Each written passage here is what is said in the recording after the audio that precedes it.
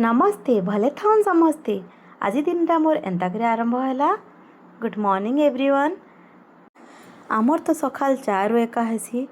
आपण मानकर Kenta start हेसी जे मते कहबे। बाबू मोर संगे संगे ना उठी पड़ुचे बोले मते बहुत प्रॉब्लम हो जाइसी सकालू सकालू। हेती लगे मुईटा ताके बेल्ट रे बांधी देली आर इयाडे गुरस चाहा नाली चाहा अंडा सिझा बसई दीचे। आज जेहेतु पहली रज आर इयाडे आमे जेहेतु ओडिसा रे नाइ रहबार के रजर हेन्ता किछि क्रेज नाइ न।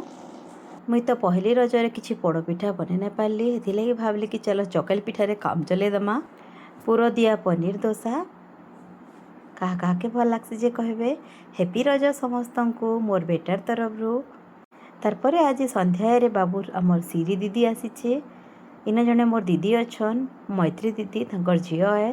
देखुन से केंदा नाची नाची बाबू के खुश करूचे जे से मोर बहुत बहुत क्लोज आन से दीदी। आ हे दिन संध्या रे आमे टिके बाहरी पलु। इटा आमर कोयम्बतूर रे अच्छे गोटे इस्कन मंदिर छोटे मंदिर है हेले बहुत शांति लागसी। जेहेतु जगन्नाथ अछन मते इनके आइले लागसी कि मुई ओडिसा रे अच्छे बागिर। आज पूजा धजा तो नाइ करन आमे हेन्ते आइलु खाली टिके बसी करी जिमु शांति लागबा बोली करी। आमर बाबू तार जगा भाईर सामना रे इटा रंगबार आरंभ करुचे टिके टिके करी। टिके रंगी जाउचे आर फेर बसी दउचे। एंता तार चले थाए न 10-15 मिनिट तक आमे बइलु एठाने जे एंती करे आज दिनटा मोर कटिगला। फेर नेक्स्ट वीडियो रे भेट पड़मा।